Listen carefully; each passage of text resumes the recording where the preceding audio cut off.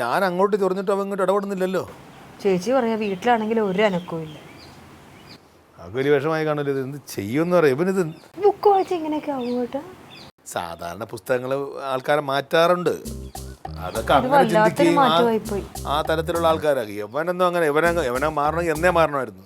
ഇവൻ ആരെല്ലാം ഉപദേശിച്ചു, ആരെല്ലാം എന്തെല്ലാം പറഞ്ഞു, എന്തെങ്കിലും കേട്ട ഒരാളാണ് അവൻ. അപ്പം അങ്ങനെയൊന്നും അല്ല ഇത്. എന്ത് വല്ല ഹോസ്പിറ്റലിൽ കൊണ്ട് കാണിച്ചാലോ? ഇത് നല്ല അടി കുറവാണ് സത്യം പറഞ്ഞ. സത്യം പറഞ്ഞാൽ അടി അടി കൊടുക്കണം അവന്. അതൊന്നും കാര്യമില്ല. അവിടെ ഉണ്ടാവേ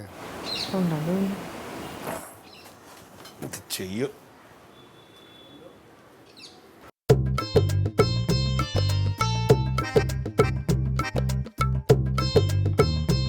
റാം റാം, ഞാനകത്തോട്ട് കയറിക്കോട്ടെ?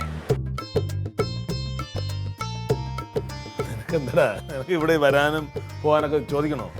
മറ്റുള്ളവരുടെ സ്വകാര്യതയ്ക്ക് ഭംഗം വരുന്ന ഒന്നും ചെയ്യാൻ പാടില്ലെന്നാണ് ഗുരുനാഥൻ പഠിപ്പിച്ചിട്ടുള്ളത്. അതുകൊണ്ടാണ്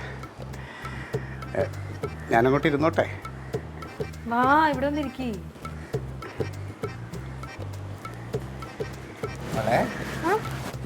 പിന്നെ ചായ എടുക്കട്ടെ? രാവിലെ ആട്ടിൻപാലിലൊരു ചായ, അത്ര മാത്രമേ ഇപ്പോൾ ഉള്ളൂ. ആർഭാടവും ആഡംബരവും എല്ലാം ത്യജിക്കാന്നാണ് ഗുരുനാഥൻ പറഞ്ഞിട്ടുള്ളത്. അല്ല, എന്താ എൻ്റെ ഉദ്ദേശം? എന്താണ് അളിയൻ എന്താ ഉദ്ദേശിച്ചെന്ന് എനിക്ക് മനസ്സിലായില്ല. അല്ല, നിൻ്റെ ഈ വേഷവും രൂപവും ഭാവവും ഒക്കെ എന്താണ്? ഒരു തികഞ്ഞ ഗാന്ധിയനായ ഞാൻ ഇങ്ങനെയല്ലാതെ പിന്നെ എങ്ങനെ നടക്കേണ്ടേ? ഗാന്ധിയനാവുന്നതോ ഗാന്ധി മാർഗം സ്വീകരിക്കുന്നത് തെറ്റൊന്നുമല്ല. പക്ഷെ നിന്റെ ഈ രൂപം ഭാവവും ഈ വേലത്തരങ്ങളൊക്കെ ഉണ്ടല്ലോ, അതൊക്കെ ഒരു ഉടായ്പാണെന്ന് മനസ്സിലാവും കേട്ടാ. കുഞ്ഞേ, നീങ്ങി നിന്നേ. ദേ ഒരു ഉറുമ്പ് പോകുന്ന അതിന് ചവിട്ടി കൊല്ലരുത്. അഹിംസയാണ് നമ്മുടെ പാത. മര്യാദയില്ലേ പറഞ്ഞനൊക്കെ? നീ ആരെ കളിയാക്കുന്നത്?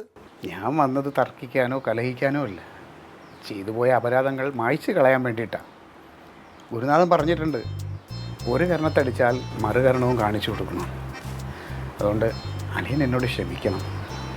നീ എന്തോന്നൊക്കെയാ പറയുന്നത്? നീ ചുമ്മാ വേലത്തരം കാണിക്കല്ലേ. നീ നിനക്കറിയാലോ, നേരെ വെളുത്താ നമ്മൾ തമ്മിൽ എന്തെങ്കിലുമൊക്കെ പറഞ്ഞു തർക്കിക്കും, വഴക്കുണ്ടാക്കും. തിരിച്ചു വരുമ്പോഴും അതുപോലെ തന്നെ. അങ്ങനെയല്ലേ നമ്മൾ ജീവിക്കുന്നത്? അതല്ലേ രസം. നീ ഉടായ നമ്പറൊക്കെ മാറ്റി. ക്ലീറ്റോ ചേട്ടൻ എന്തായാലും ഇങ്ങനെ കാണാൻ ഞങ്ങൾക്ക് പറ്റത്തില്ല.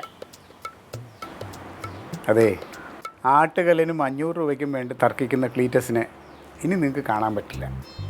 ആ ക്ലീറ്റസ് മരിച്ചു. അപ്പോൾ അളിയൻ എന്നോട് ക്ഷമിക്കണം. ക്ഷമിച്ചു എന്ന് പറയണം. ക്ഷമിച്ചില്ലേ? റാം റാം. പിന്നെ മനസ്സിലെ മാലിന്യങ്ങൾ കഴുകിക്കളയാൻ ഞാൻ അളിയനൊരു പുസ്തകം തരട്ടെ? അയ്യോ വേണ്ടേ, നന്നായാലേ പോലീസുകാരനെ പിന്നെ ഒന്നിനും കൊള്ളില്ല. ബുക്ക് വേണ്ട. വേണോ വേണ്ടെന്നൊക്കെ ഉള്ളത് നിങ്ങൾക്ക് തീരുമാനിക്കാം. അത് തരിക എന്നുള്ളത് എൻ്റെ കർത്തവ്യം. അത് ഞാൻ പറഞ്ഞു. ഇറങ്ങട്ടെ? റാം റാം.